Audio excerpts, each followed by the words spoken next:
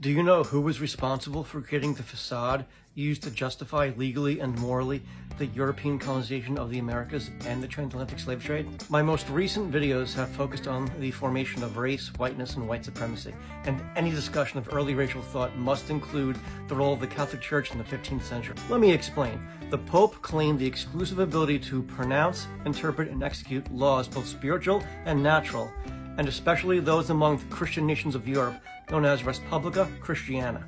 Doctrines of faith thus became doctrines of law by virtue of papal utterance, basically because he said so.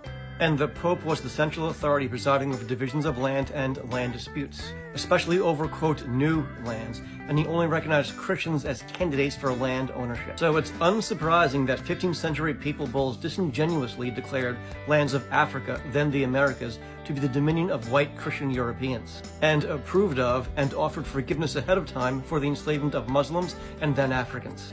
First, Pope Eugene IV in 1443 issued a papal bull giving the Portuguese permission to enslave people off the coast of West Africa and offered anybody forgiveness ahead of time. Second, in 1455, Pope Nicholas V issued a papal bull called Dum Diversas, which basically authorized Portugal or any other Catholic nation to claim lands in Africa and declare themselves to have discovered that land. He justified it by saying those that were being colonized were not Christians, and it was necessary to, quote, restrain the savage excesses, close quote, of those being colonized. With these two papal bulls, Europeans were thus authorized to both colonize and enslave other human beings and consider themselves moral people.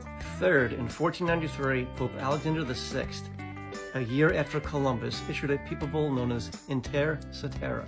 Basically, he took everything Nicholas V said about Europe being able to claim and own land in Africa and applied it to the Americas a year after Columbus got there.